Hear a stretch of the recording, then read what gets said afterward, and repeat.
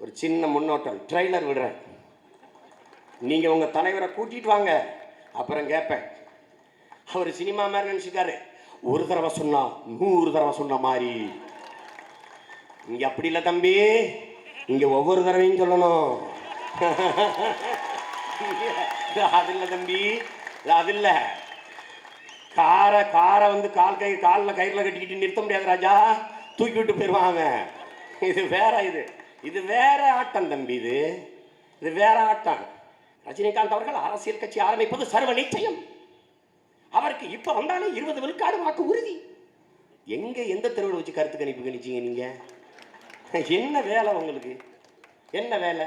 எங்க அண்ணன் வைகோ முதலமைச்சராக்கி விட்டிய, அப்புறம் இப்ப விஜயகாந்த் முதலமைச்சராக்கி விட்டுட்டிய, இப்ப ரஜினிகாந்த் கிளம்பிட்டீங்க. அங்க படப்பிடிப்பு நடந்துகிட்டு இருந்திருக்கு. எங்க? மும்பையில் கூட்டத்தில் போய் நம்மால் நடிச்சுட்டு சும்மா போக முடியாது. கட்சி தமிழ்நாட்டில் தான் ஆரம்பிப்பீங்களோ? இங்கே ஆரம்பிக்க வேண்டியதானே? இதானே உங்கள் ஊர்? நாங்களும் நிறைய அப்படி வச்சுருக்கேன். வரட்டு ஒவ்வொன்றா போடும். இது எனக்கு கொஞ்சம் அந்த ஆள் வந்து எதாவது பண்ணிவாருன்னு நினச்சேன். எதாவது பண்ணுவார், கொஞ்சம் பரபரப்பாக இருப்பார் அப்படின்ட்டு. அது எங்கள் ஐயா கூட போயிருக்காருல, தமிழர் மணியன், அவர் பார்த்துக்கணும். ரஜினிகாந்த் பொண்ணை எங்கே தானே கொடுத்தாரு, மண்ணை எங்கே வாங்கினாரு? அதை எல்லாத்தையும் கேட்குறேன். ரஜினிகாந்த்கிட்டையும் கேட்குறேன், விஷால்கிட்டையும் கேட்குறேன். இந்த நாட்டை ஆளணும்னு கனவுல கூட உனக்கு சிந்தனை வந்துடக்கூடாது, எவனுக்கு வரக்கூடாது. சண்டை நடக்கும், நீ பார்த்துக்க. மான தமிழனா மராட்டியனா சண்டை நடக்கும் தமிழ்நாட்டில். என்ன நீங்க சில பதர்கள் இருக்குது, சில தற்குறிகள், தரதலைகள். எனக்கு பிரபாகரன் தலைவர், அவனுக்கு ரஜினிகாந்த் தலைவர், சிலருக்கு விஷால் தலைவர். தமிழுக்கு எத்தனை எழுத்து, மெய்யெழுத்து எத்தனை, உயிரெழுத்து எத்தனை சொல்லிட்டு வா. உங்க ரஜினிகாந்த் வந்து ஓட்டு காசு கொடுப்பாரா, இல்லை கொடுக்காம வந்துருவாரா? போர் வரும்போது வாரேங்கிறார். கருணாநிதி ஜெயலலிதா இல்லாத பொட்டல்ல கத்தி வீசுறதில்ல போரு. ஆயிரக்கணக்கான படை வீரர்கள் சூழ நிற்கும் போது வாள் எடுத்து வரணும் சண்டைக்கு. அவன் தான் போர் வீரன். ஒருத்தர் இல்லை, ஏதோ முடிஞ்ச வரை ஓட்டி பார்ப்போம்னு வர்றதில்லை. அதுக்கு விஜயகாந்த் 1000 மடங்கு பரவாயில்ல. ஜெயலலிதா அவன் நடந்துச்சு, ஓடிச்சு, அப்புறமா உட்காந்துச்சு, பறந்துச்சு. கருணாநிதி நடந்தாரு, ஓடினாரு, உட்கார்ந்தாரு, அப்புறமா வயசாகி உட்கார்ந்தாரு. நீங்க வரும்போதே உட்காந்துட்டிய. ஆகுறதா? ஒரு தொண்டன் வீட்டு திருமணத்துக்கு போய் திருமணத்தை நடத்தி வச்சு கூடியிருக்க அத்தனை பேரோட புகைப்படம் எடுத்து வெளியில் வர முடியுமா உங்களால்? அவ்வளோ பாசம் என் மேலே வச்சுருக்கேன், நான் அவன் மேலே உயிரை வச்சுருக்கேன். உங்களால் நிற்க முடியுமா? உங்களுக்கு எனக்கு நல்லா தெரியும். எனக்கு ரொம்ப பிடித்தது என் மக்கள், உங்களுக்கு அறவே பிடிக்காதது மக்கள். நம்ம சொன்னால் நீங்கள் எதை கேட்டிருக்கீங்க? சொல்கிறத கேட்டிருந்தா ஏன் இப்படி தெருவுன்னு கத்துறோம்?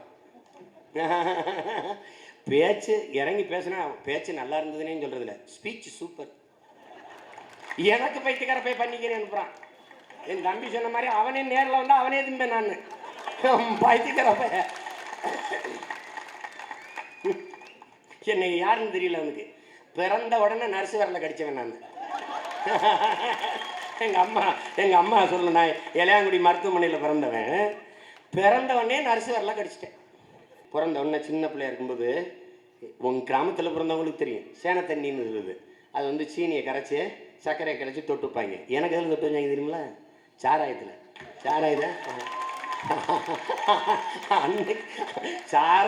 தொட்டு சேனை தண்ணி வச்சவங்க. சாதாரணமாக போய் பேச மாட்டேன் நான். அவன் பெரிய கட்சிங்கிறான். நம்மளோட 50 ஓட்டு வாங்கினா அதையும் வச்சியா? இந்த நீ ஆர்கே நகர் இடைத்தேர்தலை ஏன் ராஜா நடத்தலை? ஏன் ராஜா தள்ளி விட்டா? பணத்தை காரணம் காட்டி தள்ளி தப்பிச்சுக்கிட்டா, இல்லைன்னா இங்கே பல்லு வச்சிருப்பா. சண்டை நடக்குது. இவன் மொக்கு திருட்டுக்கொழி பிடிப்பான்ல, அப்படி உட்காந்து தொப்பியை போட்டுக்கிட்டு இதை போட்டுக்கிட்டு அப்படி உட்காந்துக்கிட்டு எல்லாம் காசு. நான் தான் போயிட்டு இருக்கேன், மக்களை பார்க்கணும். அங்கே 3 பேர் இருந்து, அதில் பெரிய பண்பாளைங்க நம்ம சொந்தக்காரங்க. இவன் நம்ம 2000-3000 பேர் வருஷம் நின்றுக்கிட்டு கொடுக்காதே நோட்டை கெடுக்காதே நாட்டைன்னு அவன் தொப்பி இப்படி செட்டில் ஆயிடும். நம்மளை அந்த விளையாட்டுல சேர்க்கல, கருத்து கணிப்பில். இங்க பாருங்க, திமுக, அதிமுக, அம்மா அணி, புரட்சி தலைவி அம்மா அணி, தீபா, பாஜக இதெல்லாம் இருக்கு. எங்கடா நானு? இல்லை. ஏய் நீ சப்ஸ்டியூட்லேயே சேர்த்துக்குங்கடா, போட்டு விடுங்கடா. போட்டேன், புதிய தலைமுறைக்கு போட்டேம்மா. ஏய் போட்டிடுறேன்னு கூப்பிட்டு விவாதத்தெல்லாம் பங்கேற்று பேச வச்சில, அப்போ நான் போட்டியிட சொல்ல மாட்டேன். தீபாவுக்கும் பின்னாடி இருக்கு பாஜக. சிரிக்காத, உண்மை இல்லை, உடனே பார்த்தேன். சரி, ரொம்ப கவலைப்பட்டு போயிடுவோமா? அப்போ என்ன பண்ணுறது? பணத்தை கொடுத்தாங்க தூக்கு ஆட்டத்தை கழிச்சு விட்டு தோத்து பண்ண அடிச்சுக்கிட்டு ஆடுவோம்பா. என்னப்பா நீ கல்லாட்ட ஆடுறாய்ப்பா. திருநெல்வேலி மாவட்டத்தில் பேட்டை என்னும் இடத்தில்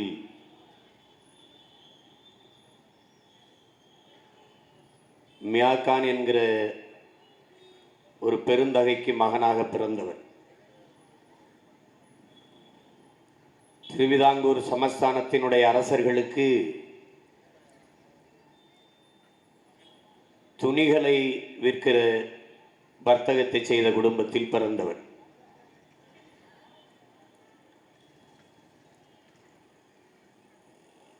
இளங்கலை படிப்பிற்கான இறுதித் தேர்வை எழுதுகிற வாய்ப்பை இழந்துவிட்டு அண்ணல் காந்தியடிகள் அறிவித்த சத்தியாகிரக போராட்டத்திலே பங்கேற்ற பெருமகன் நமது தாத்தா அவர்கள்.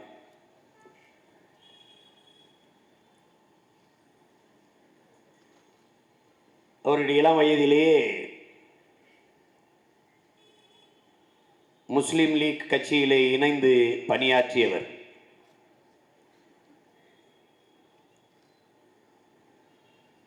இங்கே பேசியவர்கள் குறிப்பிட்டது போல இந்திய அரசியல் நிர்ணய சபையினுடைய உறுப்பினராக நமது தாத்தா அவர்கள் இருக்கிறார்கள். அப்போது இந்த நாட்டினுடைய தேசிய மொழியாக எது இருக்க வேண்டும் என்ற விவாதத்தை நடத்தினார்கள். அது இந்த நாட்டின் பழமையான மொழிதான் தேசிய மொழியாக, ஆட்சி மொழியாக இருக்க வேண்டும் என்ற கருத்தை பதிவு செய்தார்கள். அப்போது மதிப்புமிக்க நமது ஐயா காகிதமில்லத்தவர்கள் எழுந்து, நான் ஒரு உண்மையை துணிவோடு இந்த சபையிலே பதிவு செய்ய விரும்புகிறேன். இந்த நாட்டு மக்களால் நீண்ட காலமாக பேசப்பட்டு வருகிற மொழி, ஆரம்ப காலந்தொட்டே பேசப்பட்டு வருகிற ஒரு மூத்த மொழி தமிழ்தான். இதை எந்த வரலாற்று ஆசிரியரும் மறுக்க முடியாது, எந்த தொல்பொருள் ஆராய்ச்சியாளரும் எதிர்க்க முடியாது. மிக உயர்ந்த இலக்கிய வளமும் நயமும் கொண்ட மொழி தமிழ் மொழி. அதுவே என் தாய்மொழி. இதை சொல்வதில் நான் பெருமை அடைகிறேன். என் தாய்மொழியை நான் பெரிதும் நேசிக்கிறேன். பழமையான மொழிதான் இந்தியாவின் தேசிய மொழியாக இருக்க வேண்டும் என்றால் தமிழைத்தான் நாம் எல்லோரும் ஏற்க வேண்டும் என்ற கருத்தை பதிவு செய்த பெருந்தகை நமது தாத்தா கண்ணியமிக்க காகிதமில்லத்தவர்.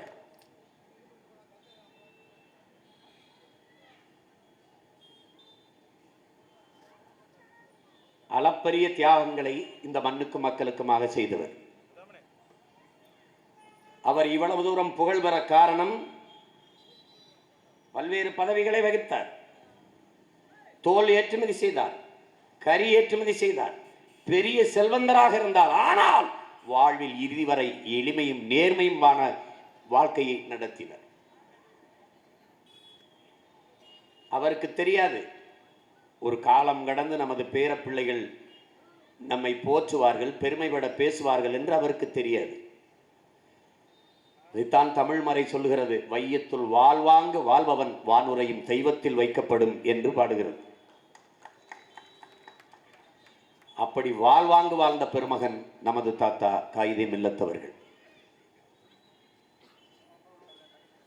இஸ்லாமிய பிள்ளைகள் கல்வி கற்று அறிவில் சிறந்தவர்களாக வர வேண்டும் என்பதற்காக ஊர் ஊராக சென்று இஸ்லாமிய மக்களில் இருக்கிற செல்வந்தர்களை எல்லாம் தேடி தேடி சென்று கல்லூரி தொடங்குங்கள், பள்ளிக்கூடங்கள் தொடங்குங்கள் என்று பணித்தவர்.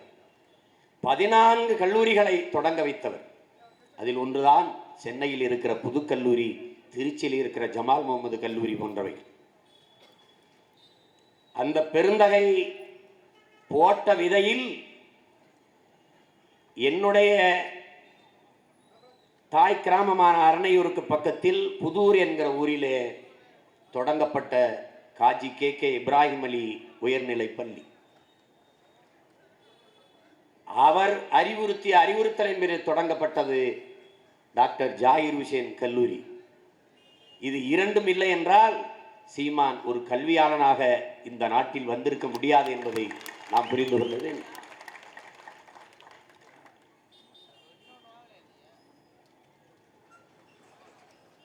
அளப்பரிய சேவை, அளப்பரிய தியாகம், முழு ஈடுபாட்டோட அர்ப்பணிப்பு, இதுதான் நமது தாத்தாவினுடைய பெருமை.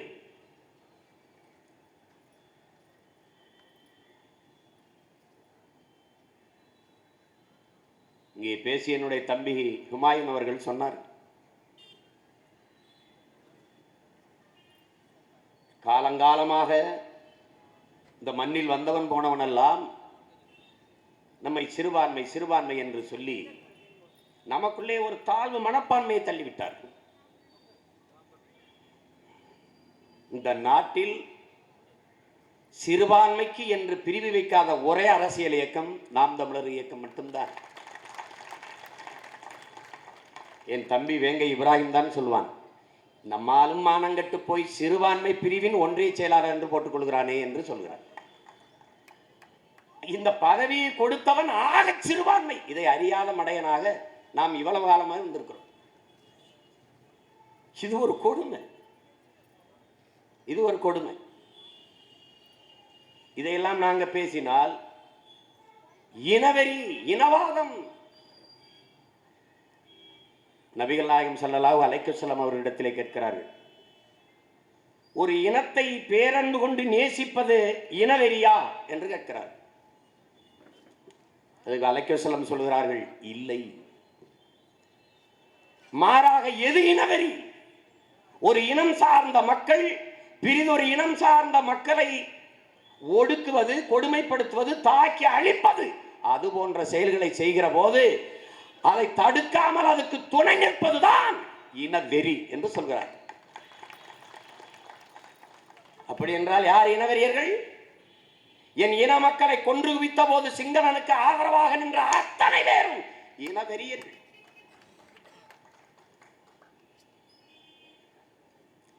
அதை தடுக்க போராடி தடுக்க முடியாமல் செத்து விழுந்ததற்கு கதறி எழுத எங்களை இனவெறியர்கள் இனவெறியர்கள் என்று தூற்றிக் கொண்டிருக்கிறார்.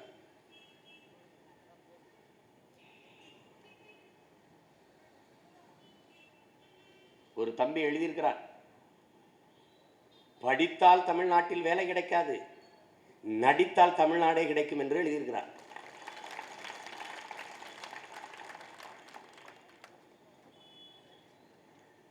இன்னொரு தம்பி போடுகிறான், பாகுபலி எப்படி செத்தான் என்பதை பார்ப்பதற்கு 1500 கோடி கொடுக்கிறார், நீங்கள் செத்து விழுந்த 200 விவசாயிக்கு ஒத்த ரூபாயை கொடுக்கவில்லையே என்று எழுதுகிறார்.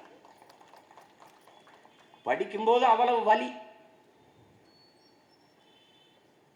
நாங்கள் எல்லாம் இன வெறியர்கள், நாங்கள் எல்லாம் பிரிவினைவாதிகள், நாங்கள் எல்லாம் ஜனநாயகத்திற்கு எதிரானவர்கள். தமிழனை போல ஒரு மாண்புமிக்க ஜனநாயகவாதி இந்திய பெருநிலத்தில் இல்லை, உலகத்திலே வேணும் இல்லை. ஏன்னா உலகத்திலே எவனும் இல்லைங்கிறேன். கேப்பா, உலகத்துக்கு போயிட்டான் சீமான்ட்டு. ஈழத்தில் என் இன மக்களை கொத்து கொத்தாக கொன்று குவிக்கிறான் சிங்களன். லட்சக்கணக்கான எனது மக்கள் பிரிட்டனில், கனடாவில், பிரான்சில், ஜெர்மனியில், நார்வேயில் லட்சக்கணக்காக பனி கொட்டுகிறது, மழை, வெயில், எதையும் பொருட்படுத்தாத வயதானவர்கள், கர்ப்பிணி பெண்கள், பச்சிளம் குழந்தைகளை தெருவில் நிற்க வச்சு பல நாட்கள் இரவும் பகலுமாக போராடினார்கள். ஒரு கடையை உடைக்கல, ஒன்றை தீ வச்சு கொளுத்தல, ஒரு பேருந்த மறிக்கல, ஒரு பேருந்த உடைக்கல. ஆனால் அதே பிரிட்டனில் ஒரு கருப்பர் இனத்திற்காரனை காவல்துறை சுட்டுவிட்டது. 8000 கோடிக்கு இழப்பு வர அளவுக்கு கலவரம் நடந்துருச்சு. 8000 கோடிக்கு ஒருவனை சுட்டுக் கொண்டதற்கு. இவ்வளவு அவன் ஒரு தீவிரவாத செயலில் ஈடுபட போனான். அதற்கு பிரிட்டன் காவல்துறை தடுத்து சுட்டுட்டது. பெரிய கலவரம் அந்த நிலத்தில்.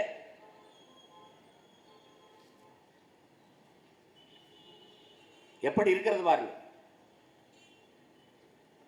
தமிழர்களைப் போல மாண்பு மிக்கவர்கள் ஜனநாயகவாதிகள் யாரும் இல்லை. ஏன் எங்கள் மக்கள் உலகமெங்கும் போனாலும் அந்த ஜனநாயகத்தை கடைபிடிக்கிறார்கள் என்றால் எங்கள் தலைவன் அப்படி. எந்த நாட்டிற்கு செல்கிறீர்களோ அந்த நாட்டின் சட்டதிட்டம், இறையாண்மை, தேசிய ஒருமைப்பாடை மதித்து அந்த நாட்டின் குடிமக்களாகவே நீங்கள் வாழுங்கள் என்று கற்பித்தது அதற்கு காரணம். அதை அன்பிற்குரிய சொந்தங்கள் புரிந்து கொள்ளணும். என் இன மக்கள் கொன்றொழிக்கப்படுகிற போது எத்தனையோ சிங்களர்களின் மாணவர்கள் இங்கே பல ஆயிரக்கணக்கில், பல லட்சக்கணக்கில் படித்துக் கொண்டிருந்தார்கள். திருப்பூர்களில் இருக்கிற தொழிற்சாலைகளில் மேலாளர்களாக பல சிங்களர்கள் வேலை செய்தார்கள். எண்ணற்ற புத்தகங்கள் இங்கு வந்து வழிபட்டு பத்திரமாக சென்றார்கள். எண்ணற்ற சிங்கள நிறுவனங்கள் இங்கே வர்த்தகம் செய்து கொண்டிருந்தது. ஆனால் அவர்கள் மீது ஒரு தமிழ் இளைஞனுடைய விரல் நகம் கூட பட்டதில்லை. எங்கள் ஆழ்மனதில் இருந்த கோபத்தை, வலியை வெளிக்காட்ட தெரியாமல் எங்களுக்கு நாங்களே தீயிட்டு செத்தோமே ஒழிய அந்த நெருப்போடு இன்னொருவனை கட்டிப்பிடித்து கூட நாங்கள் சாகவில்லை. காரணம் என்ன? மிகப்பெரிய ஜனநாயகவாதிகள். இது யாராவது மறுக்க முடியுமா? ஏன்? எங்கள் தலைவன் அப்படி. அறத்தின் வழி நின்று வாழ்ந்த மறவர் கூட்டத்தின் பிள்ளைகள் நாங்கள். அரசியல் பிழைத்தோர்க்கு அறம் கூற்றாகும் என்கிறது சிலப்பதிகாரம். பிறப்பு ஒக்கும் எல்லா உயிருக்கும் பகுத்துண்டு பல்லுயிர் ஓம்புதல். இதுதான் தமிழர் மறை கற்பிக்கிறது.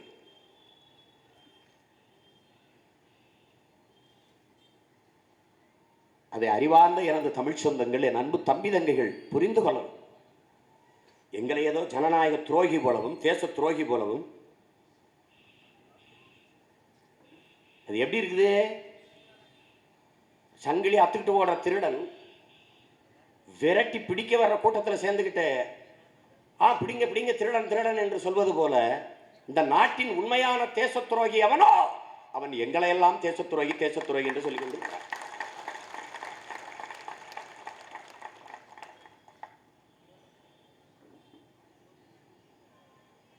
ஜனநாயகம்ங்கிறது என்ன? உண்மையான ஜனநாயகம் இருக்க வேண்டுமானால் அந்த நாட்டில் மனிதனை மனிதன் சுரண்டுவது ஒழிய வேண்டும்.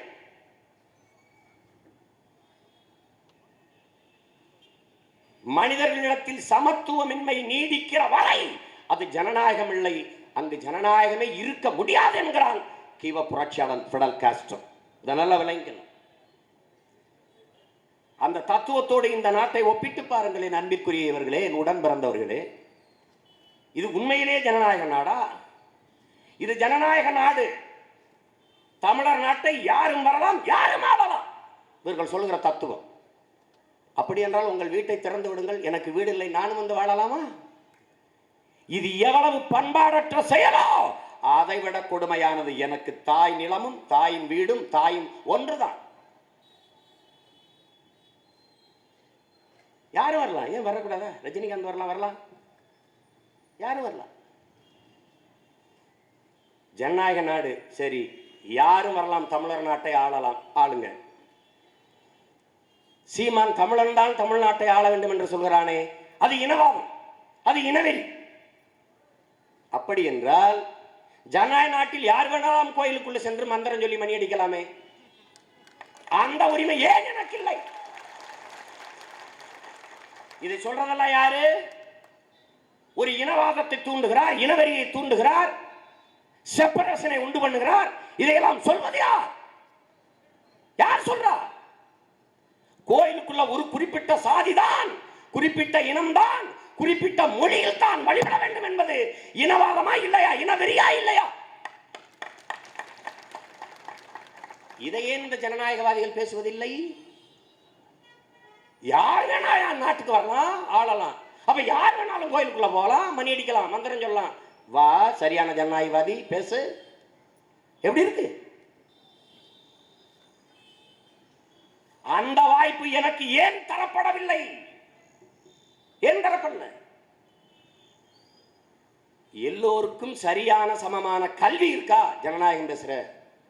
எல்லோருக்கும் சரியான தரமான மருத்துவம் இருக்கா? நீ ஜனநாயகம் பேசுற. இருக்கா? ஒரே குளத்தில் எல்லாரும் குளிக்க முடியுமா? ஒரே கோயிலில் எல்லாரும் போய் கும்பிட முடியுமா? என்னடா ஜனநாயகம் பேசுற?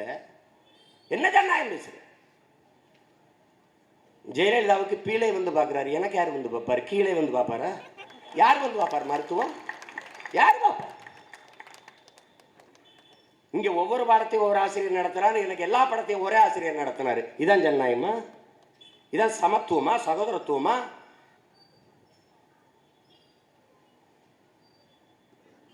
அது ஏன் இந்த ஜனநாயகம் தமிழ்நாட்டில் மட்டும் இருக்கு, வேற எங்கேயும் இல்லை? நாங்க பேசுறது பிரிவினைவாதம், இனவாதம். அப்ப காவிரியில தண்ணி கேட்கிற போது எங்களை அடித்து லட்சக்கணக்கான என் மக்களை வெளியேற்றி நடந்தே, பேருந்து இல்லாம வாகனம் இல்லாம நடந்தே வந்தானடா. நடந்தே அகதி போல வீடற்றவனாக்கி விரட்டி விட்டானே. எப்படி இருக்குது? அப்ப நடுச்சாலையில ஒரு பாறை வந்த ஓட்டி வந்த எங்க அப்பனை நிர்வாணமா நிறுத்தி வச்சு அடிச்சான்ல. அப்ப இந்த ஜனநாயகவாதிகள் எங்கே போனீர்கள்? உங்க நாக்கில் புற்றா இருந்துச்சு. ஏன் பேசல? ஏன் பேசல? கன்னடம் வாழ்க, கன்னடம் வாழ்க என்று சொல்லுன்ற ஒருத்தன் அடிச்சானே, அப்ப எங்க போச்சு ஜனநாயகம்? 20 பேர் ஆந்திர காட்டுக்குள்ள சுட்டு போட்ட போது சுத்தி நின்று அழுதமடா நாங்க, சொந்த நாட்டு மக்களை இப்படி சுட்டு போட்டாயே என்று ஏன்னா இந்த ஜனநாயகவாதிகள் பேசல? ஒரு விவாதம் ஆந்திராவுக்குள்ள, ஒரு விவாதம். ஆளுங்கட்சி சுற்றுச்சு, ஒரு எதிர்கட்சி, ஒரு மனித உரிமை அமைப்புகள், ஒரு மனித ஆர்வலர்கள், எவராவது ஒருவர், ஒருத்தனும் பேசலையே. ஆந்திராவுக்குள்ள ஒரு தொலைக்காட்சியில் விவாதம் நடந்திருக்குமா? நடந்ததா? நடந்ததா? யாராவது ஒருத்தர் ஒரு தமிழனுக்கு வாய்ப்பு கொடுக்கப்பட்டதா உட்கார்ந்து பேசுவதற்கு? இது எந்த வழியில நியாயம்? ஒரு மரக்கட்டைக்கு இருக்கிற மதிப்பு மனித உயிருக்கு இல்லையா? இதான் ஜனநாயகமா? இதான் விடுதலை இந்தியாவின் பெருமையா? ஒருத்தன் பேசல. ஏன் பேசல? காவிரியில தண்ணி கட்ட போது அடிச்சு விரட்டும் போது இந்த பாரதிய ஜனதாவை சேர்ந்த பெருந்தலைவர்கள், கர்நாடகாலாம் பெருந்தலைவர்கள் இருக்கிறீர்களே, ஒருத்தர் தொலைக்காட்சி விவாதத்தில் நடந்து பங்கேற்று இந்திய இறையாண்மை, இந்திய ஒருமைப்பாடு, ஜனநாயகம் எல்லாவற்றையும் பேசுகிற தலைவர்கள். இந்த நாட்டின் குடிமக்கள் தமிழர்கள் அவர்களுக்கு வேண்டிய நதிநீர் உரிமையை தான் கேட்கிறார்கள், உரிய பங்கை தான் கேட்கிறார்கள், உச்சநீதிமன்ற தீர்ப்பின் அடிப்படையில் தான் தண்ணீரை கேட்கிறார்கள். இதை கேட்பவர்களை எதற்காக அடிக்கிறீர்கள் என்று எவனடா பேசுனது? யார் பேசுன? இங்க உட்கார்ந்துட்டு அவர் என்னங்க, அவர் ரொம்ப இனவாதம் பேசுறாருங்க. நக்கல். யாரெல்லாம் தமிழன் என்கிட்ட கேட்கிறது? நல்ல ஆத்தாள் கப்பனுக்கு எவன் பிறக்கிறானோடா, பிறக்கிறானோ அவன் தமிழன். சேட்டை எப்படி எப்படி இருக்குது? தெலுங்கு தேசம்னு ஒரு கட்சி ஆரம்பிச்சாருலடா என்டிஆர், நான் பிறக்கிறதுக்கு முன்னாடி. அவர்கிட்ட போய் கேட்க வேண்டியதானே, யாரெல்லாம் தெலுங்குன்னு? ஏன் கேட்கல? ஏன் கேட்கல? மராட்டிய நவ நிர்மாணம் ஆதரகண்டா ராஜ் தாக்கரே, அவன்கிட்ட போய் கேளு யாரெல்லாம் மராட்டியர்னு.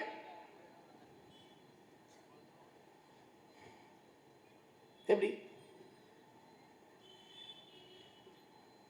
கால கொடுமை. இப்போ ஒரு கத்துக்கிட்டாங்க. மகாராஷ்டிராவுக்கு போனால் அவர் மராட்டியர், கேரளாவுக்கு போனால் மலையாளி, ஆந்திராவுக்கு போனால் தெலுங்குரு, பீகாருக்கு போனால் பீகாரியர், இங்கே வந்தால் திராவிடர், இங்கே வந்தால் இந்தியர். இப்போ இது ரெண்டும் போய் இங்கே வந்தால் தமிழர். இது மாதிரி ஒரு நேர்மையற்ற நம்ம உலகத்தில் உண்டாடா? எங்கு பிறப்பினும் தமிழன் தமிழனே, இங்கு பிறப்பினும் அயலான அயலானே. இதான் எங்க புரட்சி பாவலர் எங்களுக்கு முன்வைத்த தத்துவம். லண்டன்ல இருக்கேன், பிரிட்டன்ல வாழ்றேன், நான் தமிழன். பிரான்ஸ்ல வாழ்றேன், நான் தமிழன். அமெரிக்கால இருக்கேன், நான் தமிழன். ஆப்பிரிக்கால இருக்கேன், நான் தமிழன். ஆஸ்திரேலியாவில் இருக்கேன், நான் தமிழன். இந்தியாவில் மகாராஷ்டிராவில் இருக்கேன் தமிழன், ஆந்திராவில் இருக்கேன் தமிழன், கேரளாவில் இருக்கேன் தமிழன். அதான்டா தெரிஞ்சு அடிக்கிறியடா. யார் யாரெல்லாம் தமிழன் என்று கேட்கிறான். காவிரியில் தண்ணி கேட்கும் போது கன்னடன் அடித்து விரட்டுகிற அத்தனை பேரும் தமிழர்களா? ஆந்திர காட்டுக்குள்ள சுட்டு போட்டான அத்தனை பேரும் தமிழன். லட்சக்கணக்கா தேடி தேடி சுட்டு கொண்டான சிங்களன் செத்து வந்த அத்தனை பேரும் தமிழன். என் எதிரிக்கு தெரியுது, என் கூட வாழ்றவனுக்கு தெரியாது யார் தமிழன். நக்கல் அடிக்குது. பொறுத்திரு, நான் 5 ஆண்டுகள் யார் தமிழன் வந்து காட்டுறவனுக்கு. பொறுத்திரு. ரஜினிகாந்த் வராராம், அவங்க அப்பா அவங்க தாத்தா எல்லாரையும் கூட்டிவா, வாடா நீ. இது என் மண்ணு, எனக்கு இருக்கிற உரிமை எவனுக்கும் கிடையாது. வாழும் உரிமை எல்லாருக்கும், ஆளு உரிமை எங்களுக்கு தான். புரிஞ்சுக்கணும். எங்க பாட்டன் என் தாத்தட்ட கேட்கிறாரு நேரு, காகிதம் இல்லத்து அவர்கள்ட்ட. காகிதம் இல்லத்து என்றால் உருது பேர், அது காகிதம் இல்லத்து. தமிழ்ல என்ன பேரு? வழிகாட்டும் தலைவன் என்று பேரு.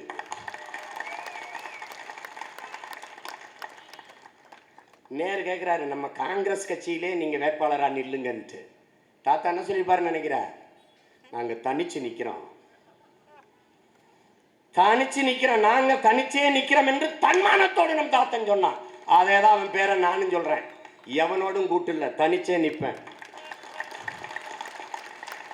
எங்க தத்துவத்தை ஏற்றுக்கொண்டு, எங்க பாதை சரியானது, பயணம் சரியானது, நோக்கம் சரியானது என்று ஏற்றுக்கொண்டு எவரையும் ஏற்போம், இல்லை என்றால் எவனாயிருந்தாலும் எதிர்ப்போம். தான் எங்க தத்துவம். 1948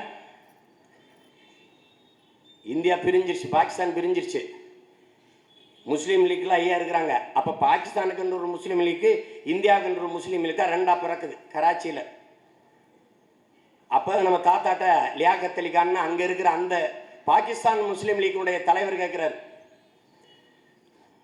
காகிதம் இல்லத்தவர்களே, உங்களுக்கு என்ன உதவி வேண்டும் கேளுங்கள், எந்த உதவியானாலும் நாங்கள் செய்ய காத்திருக்கிறோம் என்று சொல்றார். ஒரு உதவி நீங்க எங்களுக்கு செய்வனா? எங்களுக்கு ஒரு நாடு இருக்கு, எங்கள் தேவைகளை, எங்கள் பிரச்சனைகளை நாங்களே பார்த்துக்கொள்கிறோம்.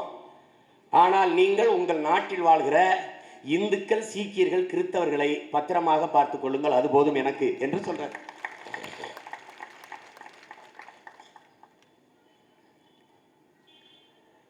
இவர் என்ன பண்ணுவான்? மதவாதிம்பா.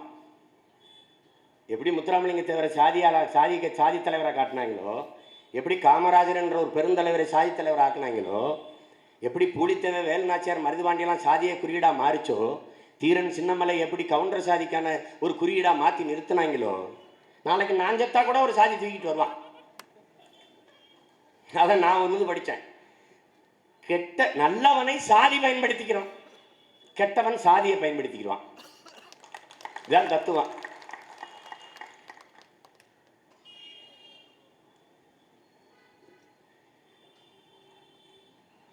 அதை புரிந்து கொள்ளணும். இந்த ஜனநாயகம் பேசுகிற பெருந்தலைவர்களுக்கு நான் சொல்லுவேன், அது குறிப்பாக எங்கள் ஐயா, என்னுடைய பெருமதிப்பிற்குரிய எங்கள் ஐயா தமிழறிவு மணியன் அவர்கள், அவங்க சொல்கிறாங்க, சீமான் சொல்லுவா, அதெல்லாம் ஏற்க முடியாது, தமிழ்நாட்டில் வாழ்கிற எல்லோரும் தமிழர்கள். இந்த தத்துவத்தை நான் ஏற்கிறேன். எங்கள் ஐயா சொல்கிற தத்துவத்தை நான் ஏற்கிறேன். தமிழ்நாட்டில் வாழ்கிற எல்லோரும் தமிழர்கள் என்றால் ஏகாதி உகாதி ஓணத்திற்கு எதற்கு விடுமுறை? இதை எந்த தமிழன் ஓணம் பண்டிகை கொண்டுகிறான்? எந்த பண்டிகை, எந்த தமிழனுக்கு புது வருட பிறப்பு? இந்த ஏகாதி உகாதி. தெலுங்கு வருட பிறப்பு, கன்னட வருட பிறப்பு, கேரளாவில் வாழ்கிற மக்களினுடைய ஓணம் பண்டிகைக்கெல்லாம் விடுமுறை விடப்படுகிறது. மாண்புமிக்க ஜனநாயகவாதிகளே, என்னுடைய தைப்பொங்கலுக்கு கேரளாவிலேயோ, ஆந்திராவிலேயோ, கர்நாடகாவிலேயோ விடுமுறை விடப்பட்டிருக்கிறதா? அந்த உரிமையை பெற்றுத்தராத நீங்கள் எதற்காக ஜனநாயகம் பேசுகிறீர்கள்? எதற்காக? இங்கே குருநானக்கு பிறந்ததற்கு விடுமுறை, மகாவீர் ஜெயந்திக்கு விடுமுறை. ஆனால் தமிழின பெருமையாக இருக்கிற வள்ளுவ பெருமகனார், உலக பொதுமறை தந்த எங்கள் மூதாதை வள்ளுவ பெருமகனாரின் பிறந்த தினத்திற்கு எந்த மாநிலத்திலாவது விடுமுறை உண்டா? என்ன ஜனநாயகம்? தமிழ்நாட்டில் வாழ்ற எல்லோரும் தமிழர்னா அப்புறம் ஆண்டுக்கு ஒரு முறை தெலுங்கர் மாநாடு, கன்னடர் மாநாடுலாம் நடக்குது. அந்த எந்த தமிழன் போடுறாங்க? யார் போடுறா? இதற்கு என்ன எங்க ஐயா பதில் சொல்லுவாங்க? தமிழ்நாட்டில் வாழ்கிற எல்லோரும் தமிழர்கள். தமிழக அரசு ஒரு சட்டம் இயற்றுகிறது, தாய்மொழியில் தேர்வு எழுத வேண்டும் என்று. அரசின் சட்டத்தை மீறி நீதிமன்றத்திற்கு சென்று எங்கள் தாய்மொழியிலேயே நாங்கள் தேர்வு எழுதுவோம் என்று உரிமையை பெற்று உருது பேசுகிற மக்கள், தெலுங்கு பேசுகிற மக்கள், மலையாளம் பேசுகிற மக்கள், கன்னடம் பேசுகிற மக்கள் அவரவர் தாய்மொழியில் 10ஆம் வகுப்பு பொது தேர்வு எழுதினார்களா இல்லையா? அப்ப எல்லோரும் தமிழர்கள் என்றால் ஏன் தமிழில் எழுத மறுத்தார்கள்? எங்கள் தாய்மொழியிலே எழுதுவோம் என்று நீதிமன்றத்திற்கு சென்று உரிமையை பெற காரணம் என்ன? பதில் உண்டா?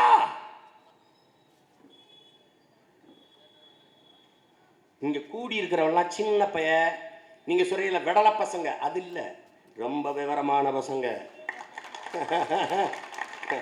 நான் வந்து இங்க பாருங்க, இவ்வளவு கேள்விகள் வச்சிருக்கேன். ஒரு சின்ன முன்னோட்டம் ட்ரெய்லர் விடுறேன். நீங்க உங்க தலைவரை கூட்டிட்டு வாங்க, அப்புறம் கேட்பேன். அவர் சினிமா மாதிரி நினைச்சுக்காரு, ஒரு தடவை சொன்னா 100 தடவை சொன்ன மாதிரி. இங்க அப்படி இல்லை தம்பி, இங்க ஒவ்வொரு தடவையும் சொல்லணும். அது இல்லை தம்பி, அது இல்லை. காரை வந்து காலில் கயிறுல கட்டிக்கிட்டு நிறுத்த முடியாது ராஜா, தூக்கி விட்டு போயிடுவாங்க. இது வேற, இது வேற ஆட்டம் தம்பி, இது வேற ஆட்டம். நாங்க இந்த காடு மலர்ந்து உள்ளூர் ஆடு மாடுகள் பேசுறோம். உலகத்தில் இருக்கிற எல்லா நாட்டு அரசியலையும் படிக்கிறோம். ஃபிடல் காஸ்ட்ரோ என்ன சொன்னா, ஹோசிமின் என்ன சொன்னா, அவன் என்ன சொன்னா, இவன் என்ன சொன்னா. சீன ஞானி கன்ஃபியூசியஸ் சொல்றான், வசதியானது எளிதானது எதுவோ அதை செய்யாத, சரியானது எதுவோ அதை செய்யுங்கிறான். நாங்கள் சரியானதை செய்கிறோம். ஏன்? சரியானது வென்றே தீரும் என்று கீவ விடுதலை புரட்சியாளன் சேகுவரா சொல்றான். சரியானதை செய்ய வந்த பிள்ளைகள், சரியான நேரத்தில் செய்ய வந்த பிள்ளைகள், அதை புரிஞ்சுக்கணும். சும்மா ரஜினிகாந்த் அவர்கள் அரசியல் கட்சி ஆரம்பிப்பது சர்வ நிச்சயம். அவருக்கு இப்ப வந்தாலே 20 விழுக்காடு வாக்கு உறுதி. எங்க எந்த தெருவில் வச்சு கருத்து கணிப்பு கணிச்சீங்க நீங்க? என்ன வேலை உங்களுக்கு? என்ன வேலை? எங்க அண்ணன் வைகோ முதலமைச்சராக்கி விட்டிய, அப்புறம் இப்ப விஜயகாந்த் முதலமைச்சராக்கி விட்டுட்டிய, இப்ப ரஜினிகாந்த் கிளம்பிட்டீங்க. இது என்னது? நீங்க பெருந்தலைவர் பேரையோ அண்ணல் காந்தியடிகள் பேரையோ சொல்வதற்கே தகுதி இல்லை உங்களுக்கு. நீங்க பேசக்கூடாது. நீங்கள் தமிழருவி மணியன் என்கிற பேரை எடுத்துட்டு இன்றிலிருந்து நீங்கள் தரகர் மணியன் என்று நீங்க வச்சுக்கோங்க. இந்த வேற உங்களுக்கு இருக்கு. நீங்க தான் சரி வரல போறேன்ட்டியல்ல. அது அவர் சொல்றாரு, பிரிவினைவாதம் பேசுற சீமானுக்கெல்லாம் என்ன பிரிவினைவாதம் பேசுறேன் நானு? பாரத நாடே பைந்தமிழர் நாடு என்று முழங்குறேன். இந்தியா என் நாடு, அதை நீங்க அவ்வளவு வச்சுக்கணும். இந்த பார், செதற்காய உடைச்சிட்டு சில்லெடுத்து கடிக்கிற சின்ன பையன் இல்ல சீமான், மொத்த தேங்காய் என்னது? திரும்ப திரும்ப சொல்றேன், நாடு என்னதுடா? என்னை பிரிவினைவாதின்ட்டு என்னை நாட்டை விட்டு அனுப்புறது, இத்தனையும் இதை கொடுத்துட்டு தொலைச்சுக்குருவேன். அன்னைக்கு ஒரு தம்பி பேசுறான், ஐயா மரியாதைக்குரிய தேசிய தலைவர், தேசிய செயலாளர் ஐயா எச் ராஜாட்ட அவர் சொல்றாரு, அது வந்து இந்த மாட்டுக்கறியை திங்கிறது எப்படி இது அப்படின்னு கேட்குறான். ஏங்க இஸ்லாமிய நாடுகளெல்லாம் பன்னிக்கறி திங்கிறதுக்கு தடை இருந்தா இல்லையா? இஸ்லாமியன் திங்க மாட்டான். ஆனால் அந்த நாடுகளில் நடத்துகிற உணவகங்களில் பன்னிக்கறி மற்றவர்கள் சாப்பிடுவதற்கு வாய்ப்பு இருக்கிறது. அதை ஒரு தடவை போய் பார்த்துவாங்க, போய் பார்த்துவாங்க. நானே தின்றுருக்கேன். எனக்கு பைத்தியக்கார போய் பண்ணிக்கிறேன் அனுப்புறான். என் தம்பி சொன்ன மாதிரி அவனே நேரில் வந்தா அவனே திம்பேன் நான். பைத்தியக்கார பைய என்னை யாருன்னு தெரியல அவனுக்கு. பிறந்த உடனே நர்சு வரல கடிச்சவன் நான். எங்க அம்மா சொல்ல, நான் இளையாங்குடி மருத்துவமனையில் பிறந்தவன். பிறந்தவனே நர்சு வரல கடிச்சிட்டேன். அன்னைக்கு ஏற்பட்ட பழக்கம், கருவாடு திங்கலைனாலும் இலையில இருக்கணும்,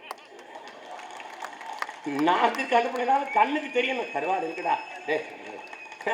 மாந்தோப்பு கிளிய படத்தில் சொல்லிராஜன் கஞ்சன் அது என்ன பண்ண, ஊறுகாயை பார்த்துக்கிட்டே சாப்பிடுவார். அப்படி எனக்கு கறி கருவாடு மீன் ஏதோ இருக்கணும் இலையில. நீ எனக்கிட்ட போய் பண்ணிக்கிறேன் அனுப்புற, நீங்க கரும்பண்ணி மஞ்சள் பண்ணி வெள்ளை பண்ணி எல்லா பண்ணியும் திம்பி நீ வந்து பாய்த்து கரப்பே. ஐயோ ஐயோ, தெரியல அவனுக்கு. இந்த பேச்சு பேசுகிறானே சீமான். எல்லாருக்கும் சீனி தண்ணியில் தான் சக்கரை தண்ணியில் தான் சேனை தொட்டு வைப்பாங்க. யாராவது கூட்டி வந்து பிறந்த உடனே சின்ன பிள்ளையா இருக்கும்போது உங்கள் கிராமத்தில் பிறந்தவங்களுக்கு தெரியும் சேனை தண்ணின்னு இருக்குது. அது வந்து சீனியை கரைச்சி சர்க்கரையை கரைச்சி தொட்டு வைப்பாங்க. எனக்கு எதில் தொட்டு வச்சாங்க தெரியுமில? சாராயத்தில். அன்னைக்கு சாராயத்தில் தொட்டு சேனை தண்ணி வச்சவங்க. சாதாரணமாக போய் பேச மாட்டேன் நான். எல்லாரும் எழுத்து பேசுறியா, பயமா இல்லையான்னு கேட்கிறேன். என்னை பார்த்தாண்டா அவன் பயப்படுறான். பார்த்தாடா எல்லாரும் திட்டான்டா. அதில் இப்போ புதுசாக கிளம்பிட்டாங்க. மலையாளி இங்கே தமிழர் ஆயிடுறாரு, கன்னடர் தமிழர் ஆயிடுறாரு, மராட்டியர் தமிழர் ஆயிடுறாரு, தெலுங்கர் தமிழாயிருது, தமிழை நான் இப்போ மலையாளி ஆயிட்டாங்க. இப்படி ஒரு பைத்தியக்கார பேலுங்க எல்லாம் புரணி பேசுகிற கூட்டமா. பின்னாடி நேருக்கு நேரம் நெஞ்சுக்கு நின்று விவாதி வா பேசு. ஓ ஜனநாயக மேதைகள், நான் கேட்கறதுக்கு பதில் சொல்லு. ரஜினிகாந்த் பொண்ணை எங்கே தானே கொடுத்தாரு, மண்ணை எங்கே வாங்கினாரு? எங்கே வாங்கினாரு? இந்த பேசுறவனெல்லாம் யாருன்னு பாரு, யாருன்னு பார்த்துக்க. முதலமைச்சர் ஆயிட்டிய, காவிரி மேலாண்மை வாரியம் அமைக்கணுமா கூடாது? கருத்து என்ன? காவிரி மேலாண்மை வாரியம் அமைக்க வேண்டும் என்று சொல்லிட்டு கர்நாடகாவில் போயிட்டு நீங்க வந்துருவீங்களா? நான் முதலமைச்சர் கர்நாடகாவில் தண்ணி வரல, நானே வேண்டான்னுருவேன். எப்படி வேண்டான்னுருவேன்? மாற்று வழியை நான் ஏற்பாடு செஞ்சுக்கிடுவேன். இப்போ என்ன பண்ணுவேன், இந்த காவிரி ஆற்றுக்கு தமிழர் நிலப்பரப்பிலிருந்து எங்கெங்கெல்லாம் நீர்த்தாரையில் தண்ணி ஓடுதுங்கிற கணக்கு எடுத்து வச்சிருக்கேன். அங்கே 2 TMC தான், 3 TMC தான், 10 TMC தான் தண்ணி போய் கலக்குதுன்னா அங்கங்கே சின்ன சின்ன தடுப்பணைகளை கட்டி ராட்சச குழாய் மூலம் திருப்பி என் தண்ணியை என் பக்கம் கொண்டாந்துருவேன். நீங்கள் செய்வீங்களா? நீங்கள் செய்வீங்களா? என் தாய்மொழி செத்துருச்சு, நான் மீட்டூர்வாக்கம் செய்யணும்னு நிற்கிறேன். ஒரு தேசிய இனத்தின் மகன், அழிவின் விளிம்பில் நிற்கிற அன்னை தமிழ் சமூகத்தின் பிள்ளை. அந்த டெர்மினேட்டர் 2 படத்தில் பாஸ்பரஸ் மாதிரி உருக்கி ஊற்றிடுவான் அந்த உருவத்தை.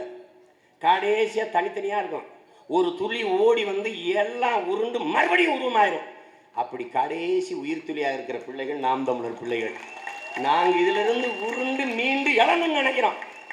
அதனால என்ன சொல்கிறோம், குறுக்க யாரும் வராதிய, வேகமாக ஓடிக்கொண்டிருக்கோம். எழுத்த மாதிரி வந்து சித்தப்பாவா பெரியப்பாவா தாத்தா பாட்டியான்னு தெரியாது, இடிச்சு விட்டு போயிடுவோம்.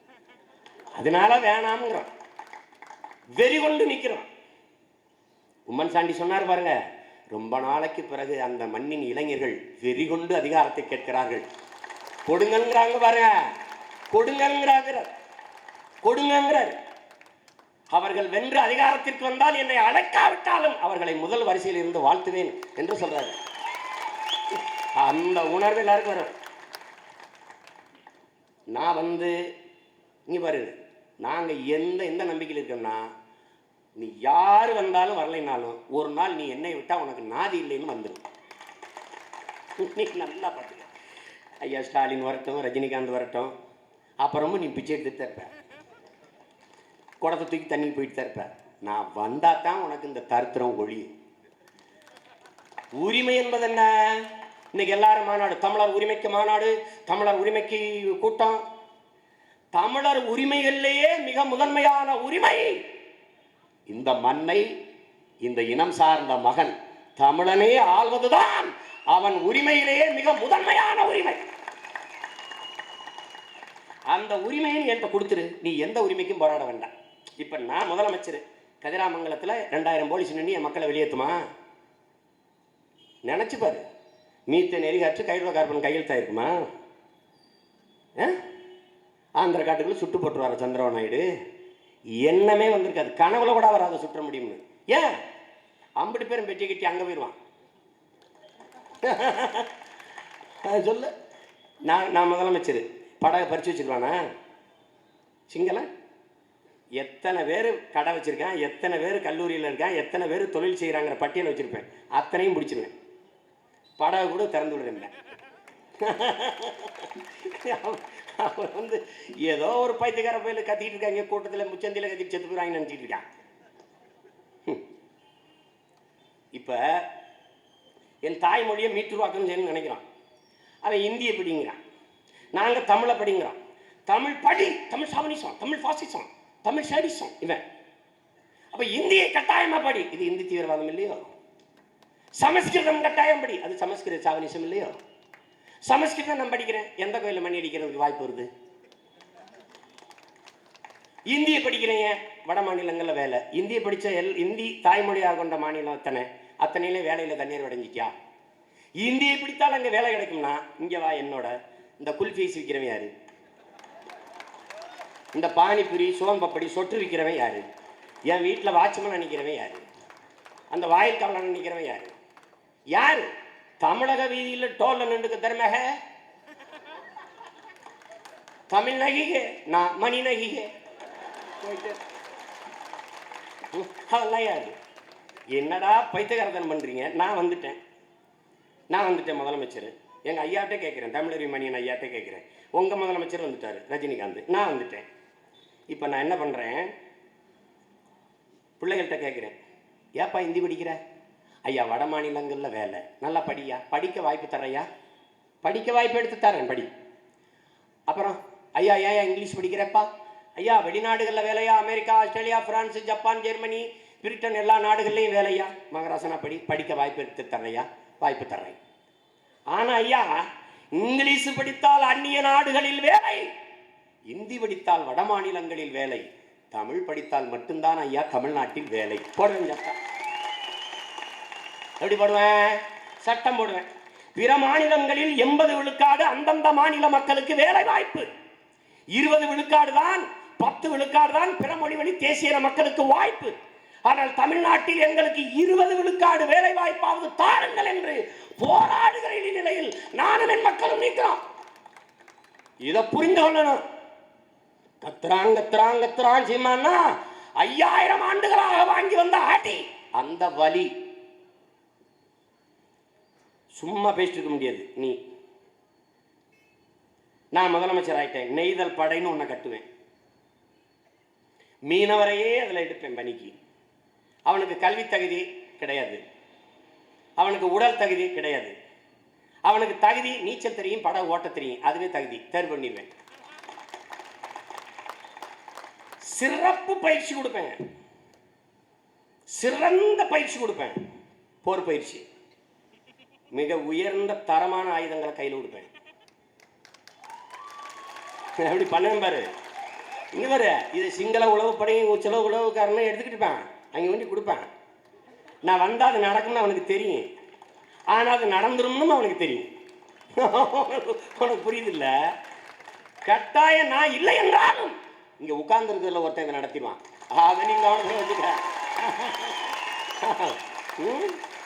பாரு, கை நிறைய நீ சோறு கொண்டு வரியோ தண்ணி கொண்டு வரியோ எனக்கு தெரியாது, கை நிறைய எந்தெந்த குண்டை கொண்டு போன்பேன்.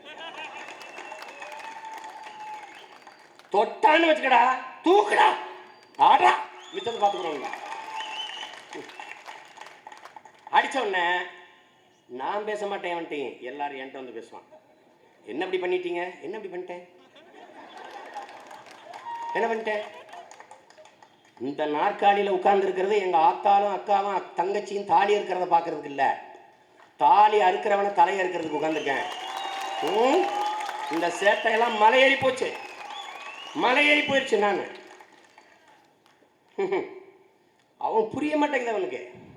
ஒரே நாளில் சர்வதேச பிரச்சனையாக மாற்றி நிறுத்திடுவேன். நான் பேசி தீத்துருவேன். வாங்க என்னதான் வழிங்க, கச்சத்தை வண்ட கொடுத்துரு, நான் அந்த பக்கம் போகல, செருப்பு கட்டிடுங்க. என்ன டே, நாங்கள் எப்பேற்பட்ட ஆளுகளுடைய பிள்ளைகள்டா. இந்த பிச்சைக்கார பிள்ளை, இந்த அண்ணாதுரை, கருணாநிதி, எம்ஜிஆர், ஜெயலலிதா பார்த்து வந்த பிள்ளை எங்களா? அப்படி வந்தவனா? அப்படி வந்தவங்களா? என்னை என் தலைவன் சொல்றான்டா, அடிமையா வாழ எனக்கு பிடிக்கல, அடிமையா வாழ்றதை விட சுதந்திரமா சாவது மேலானதுன்னு முடிவெடுத்துட்டேன். அதுவும் அந்த சுதந்திரத்திற்காக போராடி சாவது அதை விட மேலானது என்று முடிவெடுத்துட்டேன். போராடுங்கிறான். எங்கள் வழி எப்படிப்பட்டது பாரு, எப்படிப்பட்ட பரம்பரை பாரு. ஏய், மன்னன் விட்டா வருவான். என் பாட்டன் பூலித்தவன் மன்னன், எங்க பாட்டி வேலநாச்சியார் மன்னன் அரசி, எங்க பாட்டங்க மருதிருவர் பெரும் பாட்டங்க மன்னர்கள். படைக்கு வாடானா வருவான். ஆனா சாதாரண குடியானவனில் ஒருவன் தீரன் சின்னமலை, எங்க முப்பாட்டன் அவன் கூப்பிட்டு படைக்க ஆள் வரானா அவன் எவ்வளவு பெரிய வீரனா இருந்திருப்பான்னு பாத்துக்க. பிரபாகரனுக்காக உயிரை கொடுக்க வந்தான். அவன் முதலமைச்சர் இல்லை, அமைச்சர் மகனும் இல்லை, மன்னனும் இல்லை, சாதாரண குடிமகன் வந்தான்னா ஏன்? அப்படிப்பட்ட உண்மையும் நேர்மையும் ஒழுக்கமும் வீரமும் மானம் கொண்ட தலைவனா பிரபாகரன் இருந்தான்.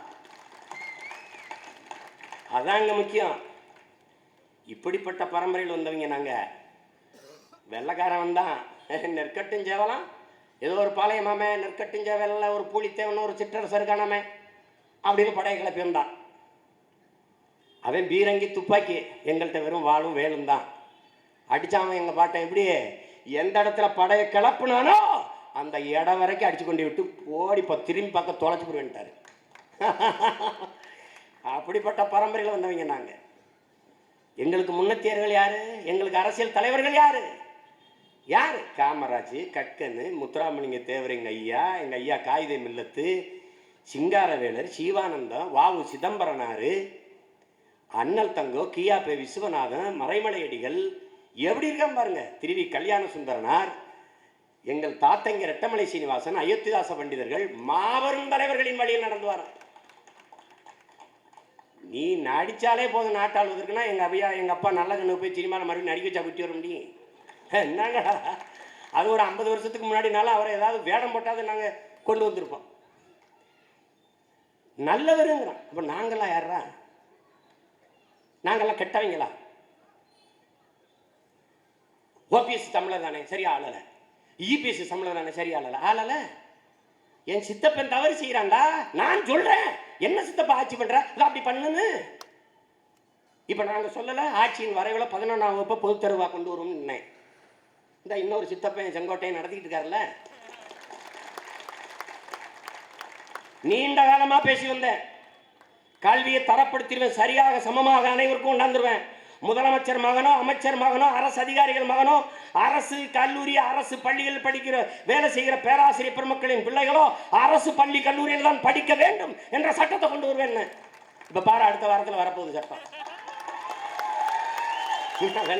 வேணா போய் இன்னைக்கு ராத்திரியே போய் மக்கள் அரசு.com அதுல தட்டிப்பாரு, ஆட்சி வரைவில் கொடுத்துருக்கனா இல்லையா. நான் சொல்றேன் என் சித்தப்பன் நல்லா இல்ல, பெரிய பெண் சரி ஆட்சி இல்லை, நானும் சொல்றேன் திருத்திக்கிறேன். நீ யாருன்னு கேட்கிறேன்? நீ போட, உன் வீட்டில் ஒற்றை அடிடா, என் வீட்டில் நான் பார்த்துக்கிறேன். நீ போட. உங்க அப்பன் நல்லவன்னு சொல்லு, எங்க அப்பன் சரியில்லைன்னு சொல்ல ஒரு யோக்கியதை உனக்கு கிடையாது. இவ்வளவு கூட்டத்தில் இந்த நாட்டை தலைமையேற்று வழிநடத்தி நல்லாட்சி கொடுக்கறதுக்கு ஒருத்தனை கூட வட அறிவில்லை, தகுதி இல்லை. அவர் நல்லவர். அப்ப இங்க இருக்கிற 8 கோடி மக்களும் கேட போயிடுங்களா? 8 கோயில் மக்களும் திருட்டு போயிடுங்களா? நல்லவன் இல்லையா? நல்லவர். நல்ல கண்ணை விட நல்லவரா? அப்படின்னா எவனுமே கிடையாது இந்தியாவில். எங்க தகப்பன் நம்மாழ்வாரை விட நல்லவனா? எவனுமே கிடையாது உலகத்தில். சிபிஎஸ்சின்னு ஒரு பள்ளி கொண்டாந்துருக்கான். சிபிஎஸ்சி பள்ளி அது என்னன்னு பாரு. இதில் போய் படிக்குது என் பிள்ளை. ஒரே கல்வி முறை. நான் ஏன் ஏற்காம எதிர்க்கிறேன்? ஏன் எதிர்க்கிறேன்? நான் வல்லபாய் பட்டேலை படிக்க வைப்பா, என் பாட்டை வஉசியை படிக்க வைப்பியா? அதான் அங்க இருக்கிற பிரச்சனை. அதான் அங்க இருக்கிற பிரச்சனை. பாலகங்காதர திலகரை படிக்க வைப்ப, எங்க தாத்தா காகிதம் இல்லத்தை படிக்க வைப்பியா? எங்க காமராஜ படிக்க வைப்பியா? எங்க கக்கனை சொல்லி தருவியா? ரெட்டமலை சீனிவாசன், அயோத்திதாசரை எனக்கு படிக்க வைப்பியா? அறிமுகப்படுத்துவியா? எப்படி இருக்கு? நேதாஜியை படிக்க வைப்ப, எங்க தாத்தா பசும்பன் முத்துராமலிங்க தேவரை படிக்க வைப்பியா? சாஞ்சிராணி லட்சுமிபாய் பாடத்திட்டத்தில் இருக்கும் என் வீரப்பாட்டி வேலுநாச்சியார் இருப்பாளா? இதாண்டா என் கேள்வி. இருக்கா? வரலாற்றில் புறக்கணிக்கப்பட்ட இனத்தின் மக்கள் தங்களுக்கான வரலாறை ஒரு நாள் தாங்களே எழுதுவார்கள் என்று புரட்சியாளர் அண்ணல் அம்பேத்கர் சொல்றார். அது நடக்கும். ஒரே வரிங்கிற, ஒரே கல்விங்கிற, எங்களுக்கு ஒரே சொரியா இருக்கு. என்ன என்ன பிரச்சனை உனக்கு? என்ன பிரச்சனை? ஏன் மாட்டுக்கறி திங்காதேன்றான். இவன் எல்லாம் கறிக்கு போடுறது முஸ்லிமுக்காக போட்டாங்கிறான். மொத்தமா போட்டான்.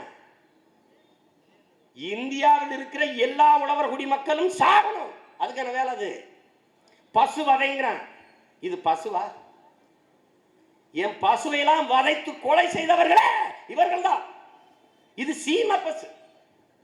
இது பசு இல்ல, பசு மாதிரி ஒன்று. நல்லா கவனிச்சுக்கணும். இத ஒரு பந்தயம் நமக்குள்ள, என்னுடைய நாட்டு பசு அதுதான் கோமாதா. இது வெறும் கேடுகட்ட மாதா. இது புரியுதா உங்களுக்கு? இது கோமாதா. இது என் மாடு பார்க்கவே அழகா இருக்கும், அதுக்கு ஒரு சிமிழ் இருக்கும், இதுக்கு ஒன்றும் இருக்காது. சிமெண்ட் போட்டு தேக்கு ரோடு மாதிரி இருக்கும். இந்த பொண்ணை போய் பாரு. என் மாட்டில், நாட்டு மாட்டில் கண்ணு குடிச்சு என் கண்ணுக்குட்டியை கட்டி போடுறேன். செர்சி மாடு சீமை பஸ்ஸில் பால் குடிக்கிற கண்ணுக்குட்டியும் விடுறேன். என் கண்ணுக்குட்டியை அவுத்து விடுறேன். ஒரு இடத்துல நின்றுச்சுன்னா என்னை அங்கேருந்து செருப்பு கழட்டி அடி. இங்கே ஓடும், அங்கே ஓடும், அங்கே துள்ளும், இங்கே துள்ளும். அதனால தான் என்ன சொல்கிறான் என் பாட்டங்க, இடங்கன்று பயறியாதுங்கிறான். மா அங்கிட்டு துள்ளும், இங்கிட்டு துள்ளும், இங்கிட்டு துள்ளும். செர்சி மாட்டு கண்ணுக்குட்டி அவுத்து விட்டு நகர்ந்துருச்சுன்னா என்னை 4 அடி செருப்பாங்க. எதுடா பசு? எது பசு? இந்த சீமை பசை காப்பாத்துறதுக்கு பசு. அது முத கொசுவை ஒளி ராஜா, அப்புறம் பசுவை காப்பாத்து ராஜா. சோறை போடுங்கடா, எங்களுக்கு சோறை போடுங்க. ஏடா பிளாஸ்டிக் முட்டை கொசு இந்த ஆந்திரா தெலுங்கானால கதறான். ஹைதராபாத்தில் பிளாஸ்டிக் அரிசி வந்துருச்சு, ஐயோ பிளாஸ்டிக் அரிசி வந்துருச்சு ஐயோன்றான். எல்லாம் பாரு, இங்கே திருப்பத்தூர் இதுலெல்லாம் நம்ம பகுதி பூரா வந்துருச்சு. திருப்பூர் எல்லாம் பிளாஸ்டிக் முட்டை, பிளாஸ்டிக் பச்சை மிளகா, பிளாஸ்டிக் வெங்காயம், பிளாஸ்டிக் கறி, ஆட்டுக்கறியை பிளாஸ்டிக் வந்துருச்சு. அதுக்கு தான் மாட்டுக்கறியை தடை பண்ணுறேன். பிளாஸ்டிக்கு அரிசி எல்லாம் பிளாஸ்டிக்.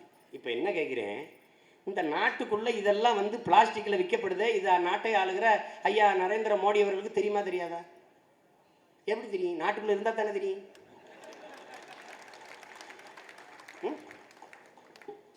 எங்கள் ஊரில் ஒரு இடத்துல நிற்காத ஓடுகாலி பையன் நாடு மாதிரி பையன் தாங்க.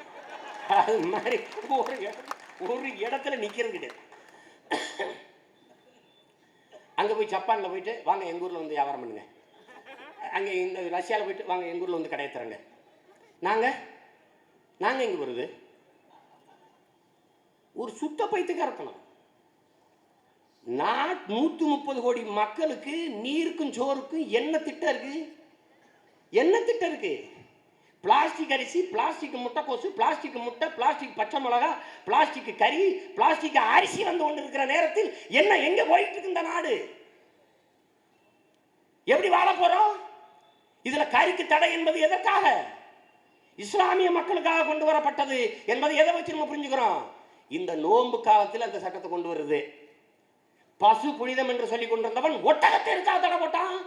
ஒட்டகம் இஸ்லாமிய மக்களின் கரியாக அந்த பக்ரீத் அன்னைக்கு குர்பானி கொடுக்குறான், அதனால போடுறா தடைங்கிறான். இது நுட்பமா விளங்கணும். எல்லா உயிர்கள் மேல கருணைனா பண்ணி மேல ஏன் போடல? ஏன் போடல? எனக்கு நீ பண்ணிய கொண்டு கறி அனுப்புற எப்படி? பண்ணி இஸ்லாமிய மக்கள் சாப்பிட மாட்டாங்க, அதனால அதுக்கு தடை பண்ணி தேவையில்லை. இதனால தான் நம்ம என்ன கேள்வி எழுப்புறோம்? இது மாட்டு கரியா ஓ மத வெறியா என்ற கேள்வியை நம்ம எழுப்புறோம்.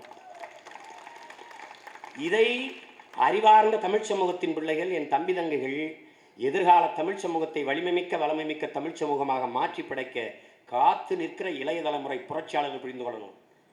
கரிக்காக மாட்டை வாங்கக்கூடாது, விற்கக்கூடாது. இதுதான் இதை வகைப்படுத்துறோம், முறைப்படுத்துறோம், ஒரு நெறிப்படுத்துறோங்கிறான் இந்த சந்தையை. கறிக்காக இந்த மாடு வாங்கப்படுகிறது என்பதை எப்படி கண்டறிவீர்கள்? நான் உழவுக்கு வாங்கலாம், வண்டி மாட்டுக்காக வாங்கலாம், இல்லை அந்த சாணத்தை பயன்படுத்தி உரம் தயாரிப்பதற்காக உரத்திற்காக இந்த மாட்டை வாங்கலாம். ஆனால் இது கறிக்காகத்தான் வாங்கப்படுகிறது என்று என்னை கைது செய்து நீ ஆயுள் தண்டனை கொடுக்குற குஜராத்தில்.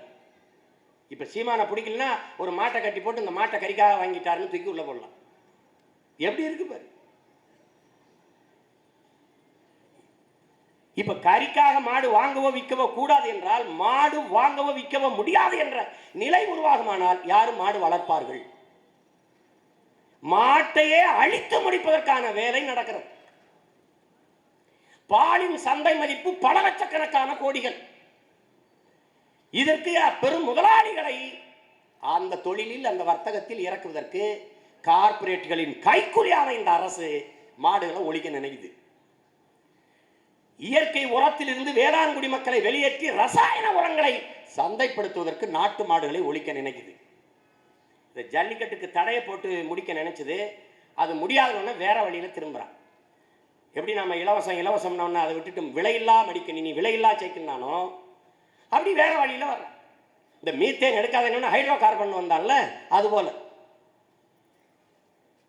இந்த மாடுகள் ஒழிந்தால் வேளாண்மை ஒழிஞ்சிடும். சிற்றூர்களின் பொருளாதாரம் தகர்க்கப்படும்.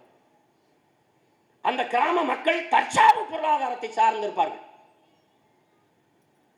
நான் கீரை கல்லூரிக்கு போகும்போது அகத்திக்கீரையை ஒடிப்போம்.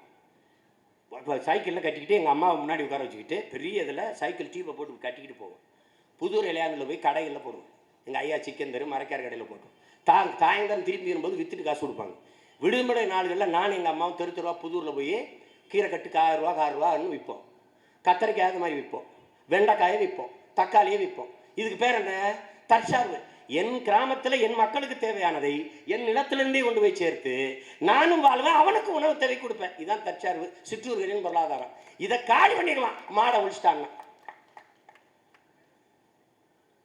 நீ என்னமோ முஸ்லீம் மக்களுக்கு கறின்னு உனக்கு சோறே இல்லாமல் போகுது. இல்லை கறி என்ன இதை புரிஞ்சுக்கணும். கறி திங்க மாட்டேன், நீ தான் கறி திங்க மாட்டிய, எதுக்கு நீ பேசுற? நான் திங்க மாட்டேன் கறி, என் தம்பி தின்பான், என் அக்கா திங்கி, என் பெரிய பெண் சித்த பெண் தின்பான், என் உடன் பிறந்தவன் உண்ணுவான். உணவு அவன் உரிமை. அதை போராடி பெற்றுக் கொடுக்க வேண்டியது ஒவ்வொரு மனிதனின் கடமை. அதை புரிஞ்சுக்கணும். அதுதான் சரியான ஜனநாயகம். அதான் ஜனநாயகம். என் தட்டில சோறு போட வக்கற்றவனுக்கு என் தட்டில் இருக்கிற உணவை எடுக்க தகுதி எப்படி வரும்? எப்படி வரும்? ஐயா பெரியார்ட்ட கேட்கிறாங்க, உங்களுக்கு தான் சாமியே இல்லையே, கடவுளே இல்லையே, கடவுள் நம்பிக்கையே இல்லையே, அப்புறம் எதுக்கு கோயில் நுழைவு போராட்டம் நடத்துறீங்க? கடவுள் இல்லை என்பது என் உணர்வு. கோயிலுக்கு உள்ளே போய் வழிபட வேண்டும் என்பது இவனுடைய உரிமை.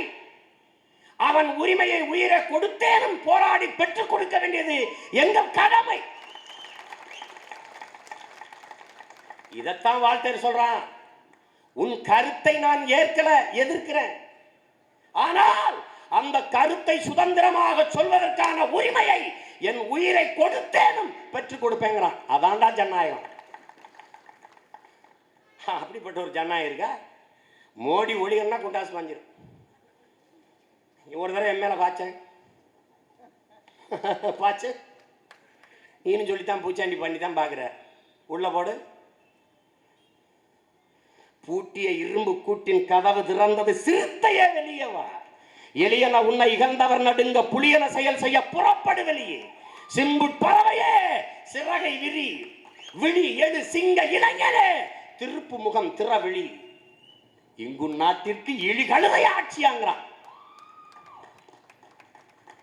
கைவிரித்து வந்த கயவர் நம்மிடை பொய் விரித்து நம் புலன்கள் மறைத்து நமக்குள்ள உரிமை தமிழுக்கு விளங்கிட்டு தாயகம் பற்றி நமக்குள்ள உரிமை தமக்கன்பாரனில் வழி வழி வந்த உன் மரத்தனம் எங்கே, மொழி பற்றெங்கே வெளிப்புற்று எழுதுகிறான்.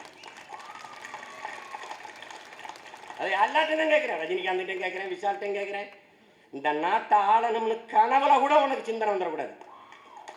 எவனுக்கு வரக்கூடாது. சண்டை நடக்கும், நீ பாத்துக்க. மான தமிழனா மராட்டியனா சண்டை நடக்கும் தமிழ்நாட்டில். என்ன நீங்க சில பதர்கள் இருக்குது, சில தற்குறிகள் தருதலைகள்.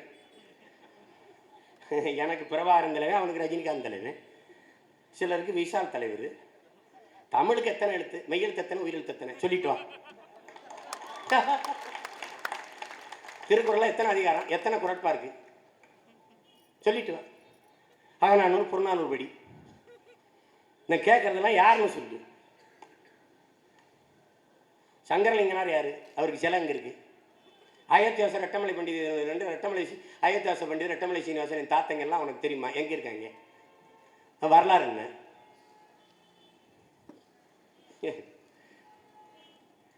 என்னமோ ஒன்று நடக்குது.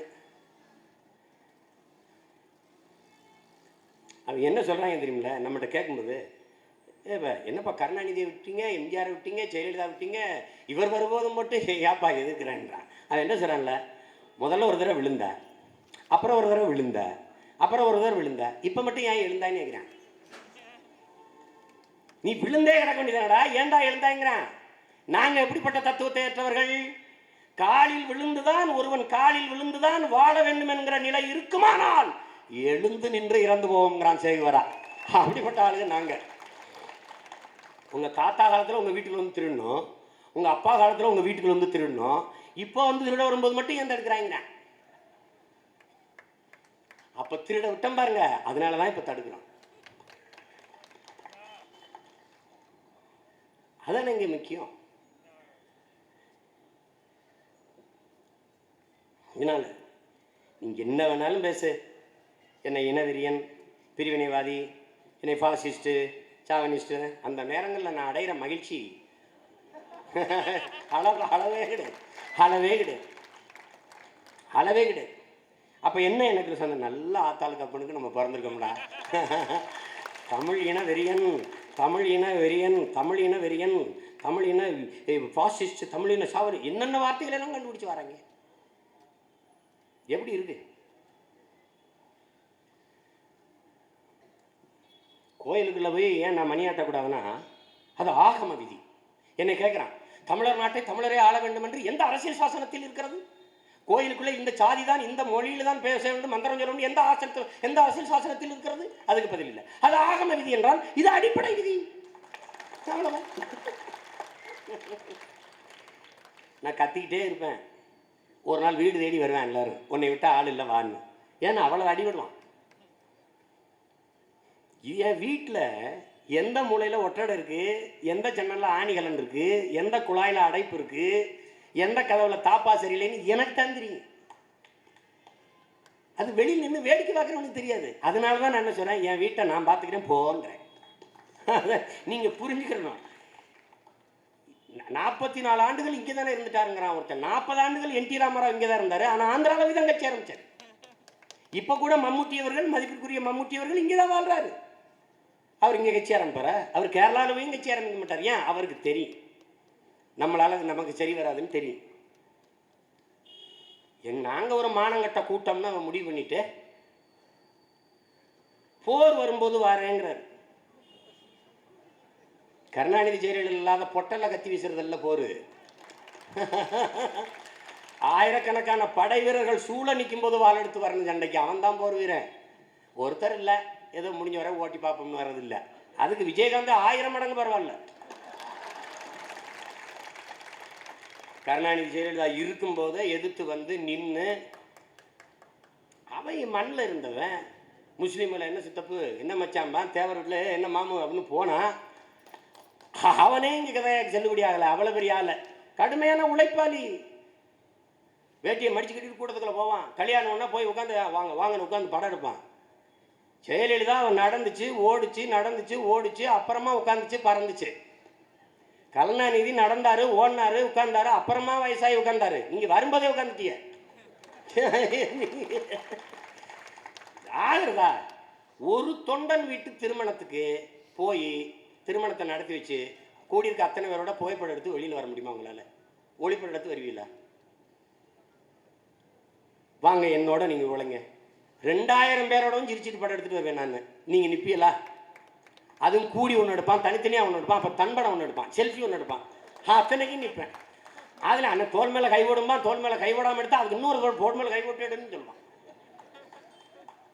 அவ்வளோ பாசம் என் மேலே வச்சுருக்கேன். நான் அவன் மேலே உயிரை வச்சுருக்கேன். உங்களால் நிற்க முடியுமா? உங்களுக்கு எனக்கு நல்லா தெரியும். எனக்கு ரொம்ப பிடித்தது என் மக்கள், உங்களுக்கு அறவே பிடிக்காதது மக்கள். அதெல்லாம் தேவையில்லைங்கிற. அவர் நல்லவராக இருக்கட்டும், கர்நாடகாவில் கட்சி ஆரம்பிக்கட்டும், மகாராஷ்டிராவில் கட்சி ஆரம்பிக்கட்டும், நான் வேணான்னு சொல்லையே. அங்கே படப்பிடிப்பு நடந்துக்கிட்டு இருந்திருக்கு. எங்கே? மும்பையில் கூட்டத்தில் போய் நம்மால் நடிச்சுட்டு சும்மா போக முடியாது. கட்சி தமிழ்நாட்டில் தான் ஆரம்பிப்பீங்களோ? இங்கே ஆரம்பிக்க வேண்டியதானே? இதானே உங்கள் ஊர்? நாங்களும் நிறைய அப்படி வச்சுருக்கேன். வரட்டு ஒவ்வொன்றா ஒவ்வொன்றா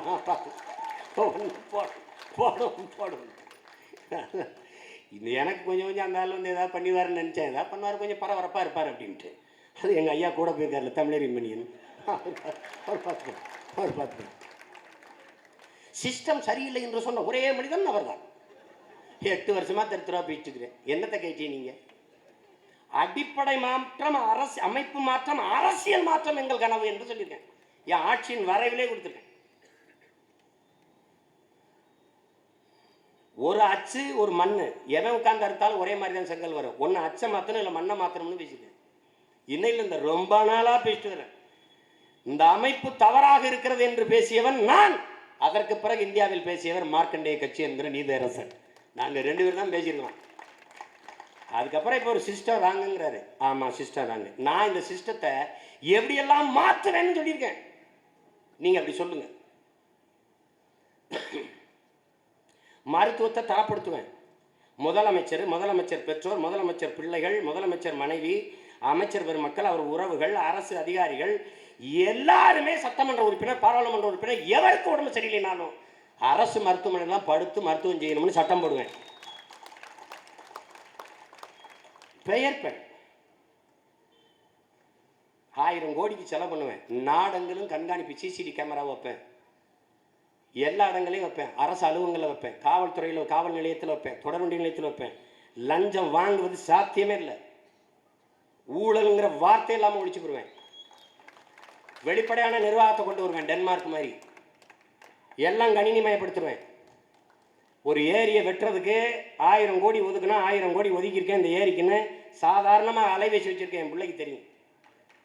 படத்தோடு போட்டிருப்பேன். பாரு, இவ்வளோ வேலை நடந்திருக்கு, முன்னேறிருக்கேன். 500 பேர் வேலை செய்கிறான். ஒரு ஆளுக்கு 350 ரூபா கூலி. இவ்வளோ பேர், இவ்வளோ செலவாயிருக்குட்டு. 1000 கோடியில் 200 கோடி செலவாயிருக்கு, இது 800 கோடி இருக்குதுன்னு அவனுக்கு தெரியும். 10 பைசா திருநாள் ஐயா 10 பைசா திருட்டான்னு அடிச்சுவேன்.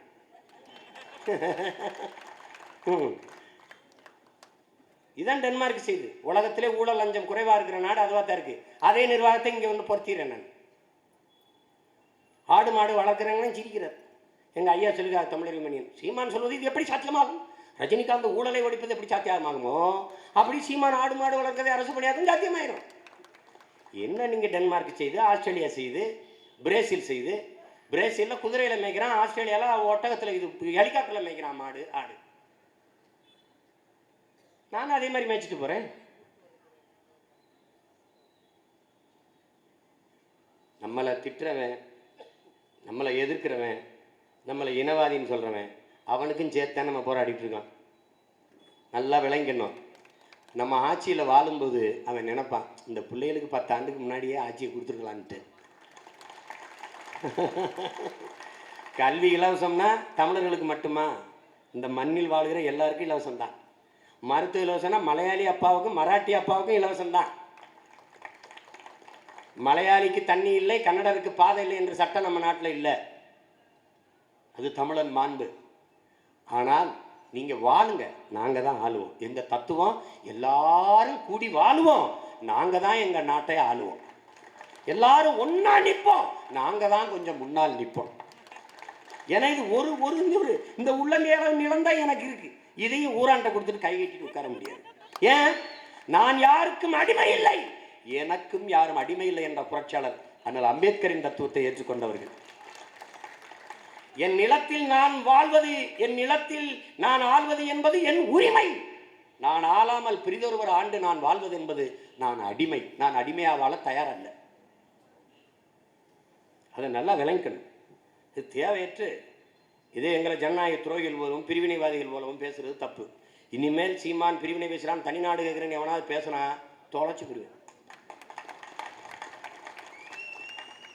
இந்தியாவே ஏன் நாடு? அண்ணல் அம்பேத்கர் சொல்றாரா இல்லையா? அரசியல் சாசனத்தை நம்புறீங்கல்ல, அப்ப அவர் சொன்னதையும் கேட்கணும்ல. இந்த நாட்டை சொந்தம் கொண்டாடுவதற்கு ஒரு இனத்திற்கு உரிமை இருக்கிறது என்றால் அது தமிழர்களுக்கு மட்டும்தான் என்கிறார் அண்ணல் அம்பேத்கர். இல்லைன்னா நான் எடுத்து காட்டுறேன். ஆம், அம்பேத்கர் சொல்வதை நான் ஏற்கிறேன் என்று ஜோதிபா ஐயாவும் சொல்றாரு. இமயத்தில் கொடியை நட்டான் இமயவரம்பன் நெடுஞ்சேரலாதன். ஊரா நாட்டில் போய் நட்டு வந்தான் என் பாட்டேன். இமயத்தில் கல்லெடுத்து வந்த எங்கள் பெருமாட்டி கண்ணகிக்கு கோயில் கட்டினான் சேரன் செங்குட்டுவன். அப்புறம் அதுவரை பறை வாழ்ந்திருக்கான்லடா தமிழன். அமெரிக்க மொழியியல் ஆய்வறிஞர் அலெக்ஸ் கொல்லியர் சொல்றாரு, உலகத்தில் எல்லோரும் பேசிய முதல் மொழி தமிழ்தான் என்று சொல்றாரு. கல்லூரி மாணவர்களுக்கு பாடம்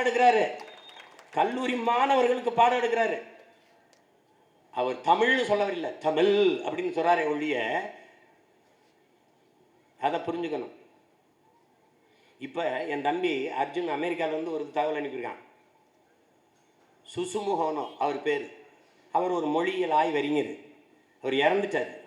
அவர் என்ன சொல்லியிருக்காரு, ஜப்பான் மொழியே தமிழிலிருந்து மொழி சொற்களை எடுத்து கட்டமைக்கப்பட்டதுன்னு எழுதியிருக்கிறார். இது போய் பாரு, நான் என்கிட்ட இருக்கு பகிரியில், நான் அனுப்பிவிடுறேன் எல்லாருக்கும். அதை கட்டுரை வடிவத்தில் எழுதியிருக்கிறார். இது எப்படி உருவானதுன்னா, 2000 ஆண்டுகளுக்கு முன்பு ரைஸ், அதாவது இந்த நெல்லை விளைய வைப்பதற்கு தமிழர்களை அழைத்து கொண்டு போயிருக்கான், இதை கற்றுக் கொடுன்ட்டு. மாசானுவோ புக்கோக்கோ வந்து நம்ம அப்பா நம்மாழ்வாருக்கு குருன்னு நினைக்கிறோம். அந்த மாசானுவோ புக்கோவன் தாத்தாவுக்கே நம்ம அப்பா தான் குரு. நல்லா நம்ம கவனிக்கணும், நீ நல்லா கவனிக்கணும். இந்த நெல்லை எப்படி பயிரிட்டு விளைய வைப்பது என்பதை கற்றுக் கொடுக்க போன தமிழர்கள் மொழியை கற்றுக் கொடுத்திருக்கிறார்கள். அவர்களிடமிருந்து சொற்களை எடுத்து ஜப்பான் மொழியை கட்டமைத்திருக்கிறார்கள் என்று சுசுமுகோனோ என்கிற அந்த மொழியில் ஆய்வறிஞர் எழுதி வச்சிருக்காங்க. இது நானா சொன்னா, இந்த சீமானுக்கு வேற வேலையிடா, எப்பவுமே தமிழ்னு தம்பட்டை அடிச்சு தெரிவான்ட்டு அவன் சொல்றான்.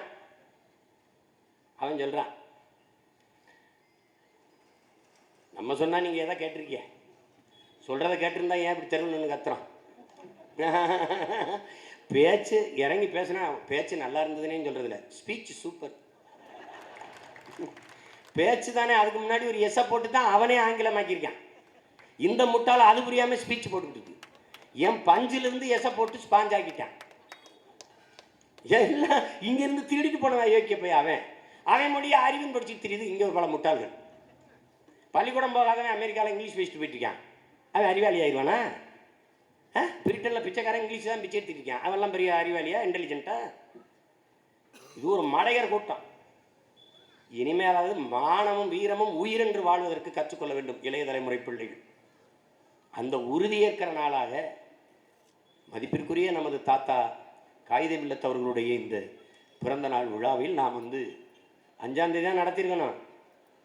நமக்கு எப்போ உரிய நேரத்தில் நடத்த விட மாட்டாங்க. அம்பேத்கர் பிறந்த தினத்துக்கு நினைவு தினத்துக்கு ஒரு கூட்டம் நடத்த கேளுங்க, அடுத்த அம்பேத்கர் நினைவு தான் கொடுப்பாங்க அனுமதி.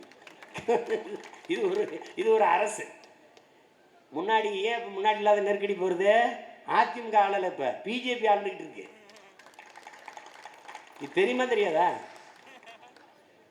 சூரஜ்ங்கிற ஒரு மாணவரை, ஐஐடி மாணவரை மாட்டுக்கறி திங்கன்னு கேட்டு அடிக்கிறான். அடி வாங்கினவன் கண்ணு எதிர்த்து போய் ஒரு ஆஸ்பத்திரியில் இருக்கிறான், மருத்துவமனையில் இருக்கான். அடித்தவன் 8 பேர் மேலே ஒரு நடவடிக்கை இல்லை. யாரோட அரசு? திருமுருகன் காந்தியும் இளமாறன்னு டைசனும் போய் அங்கே மெழுகுவர்த்தி கொளுத்துறான். யார் வீட்டு கூரையமாக கொளுத்துனான்? மெழுகுவர்த்திக்குள்ள இனம் செத்து போச்சு, அதுக்கு ஒரு நினைவுக்கு செலுத்தணும்னுட்டு, ஒரு இரங்கலை செலுத்தணும்னு, ஒரு வரக்கம் செலுத்தணும்னு மெழுகுவர்த்தி. இது என்ன தேசத்துறவை செயல்? இதுக்கு எதுக்கு குண்டா சட்டம்? குண்டா சட்டம் யார் மேலே பாஞ்சிருக்கணும்? படிக்கிற மாணவனை 8 பேர் சேர்ந்து அடிச்சாம்பார், அவன் மேலே பாஞ்சிருக்கணும். அவன் மேலே பாயாம அமைதியான முறையில் வணக்கம் செலுத்தணும்னு பாயுதுனா யாருடைய ஆட்சி? இது நுட்பமாக கவனிச்சுக்கணும். தலைமைச் செயலாளர் அம்மா கிரிஜா வைத்தியநாதன் கையெழுத்து போடாமல் குண்டா சட்டம் பாய்ச்ச முடியாது. கிரிஜா வைத்தியநாதன் யார் போட்டது? யாருடைய ஆள்? நீ நுட்பமாக கவனிச்சுக்கணும். எப்பவும் நம்ம போராட்டத்துக்கு கொடி கட்டும் போது, ஜெயலலிதா இருக்கும்போதே தடை வராதது இப்போ வருதுன்னா காரணம் என்ன? ஆள்றது பிஜேபி. பிஜேபியின் முதல் எதிரி யாரு? நாம் தமிழர் கட்சி. போட்டி இப்படித்தானே போயிட்டு இருக்கு. அவன் பெரிய கட்சிங்கிறான். நம்மளோட 50 ஓட்டு வாங்கினா அதிகம் வச்சியா? இந்த நீ ஆர்கே நகர் இடைத்தேர்தலை ஏன் ராஜா நடத்தல? ராஜா ஏன் ராஜா தள்ளி விட்டா? பணத்தை காரணம் காட்டி தள்ளி தப்பிச்சுக்கிட்டா. இல்லைன்னா இங்க பல்லு வச்சிருப்பா. அங்க கதை தெரியுமில்ல உனக்கு? சண்டை நடக்குது. இவன் மொக்குக்கு முக்கு திருட்டுக்கொள்ளி பிடிப்பான்ல, அப்படி உட்காந்து தொப்பியை போட்டுக்கிட்டு இதை போட்டுக்கிட்டு அப்படி உட்காந்துக்கிட்டு எல்லாம் காசு. நான் தான் போயிட்டு இருக்கேன், மக்களை பார்க்கணும். அங்கே 3 பேர் இருந்து அதுல பெரிய பண்பாளைங்க நம்ம சொந்தக்காரங்க. இவன் நம்ம 2000-3000 பேர் வருஷம் நின்றுக்கிட்டு கொடுக்காதே நோட்டை கெடுக்காதே நாட்டைன்னு அவன் தொப்பி இப்படி செட்டில் ஆயிடும். காசு கொடுத்து ஓட்டாங்கன்னா போனேன். இவ்வளவு நேர்மையாளர்கள், இவ்வளவு பெரிய பலமுள்ளவர்கள் ஓட்டு காசு கொடுக்காமல வந்து நிற்கணும். என்னைக்கு வாக்குக்கு காசு கொடுக்க துணிஞ்சிட்டியோ அன்னைக்கு செத்துருச்சு உன் தத்துவம், உன் கட்சி அழிஞ்சிருச்சு. அதான முக்கியம். அங்க காத்திக்கிட்டு போனவன பார்த்தா எங்க இருந்துடா வந்தாங்க, இப்படி ஒரே மாதிரி மட்ட பசங்களா கிளம்பிட்டாங்கன்னா பாய்ந்துட்டான். சர்வே எடுத்து பார்த்தான், நம்மளை அந்த விளையாட்டுல சேர்க்கல, கருத்து கணிப்புல. இங்க பாருங்க, திமுக, அதிமுக, அம்மா அணி, புரட்சி தலைவி அம்மா அணி, தீவா, பாஜக இதெல்லாம் இருக்கு. எங்கடா நானு இல்ல.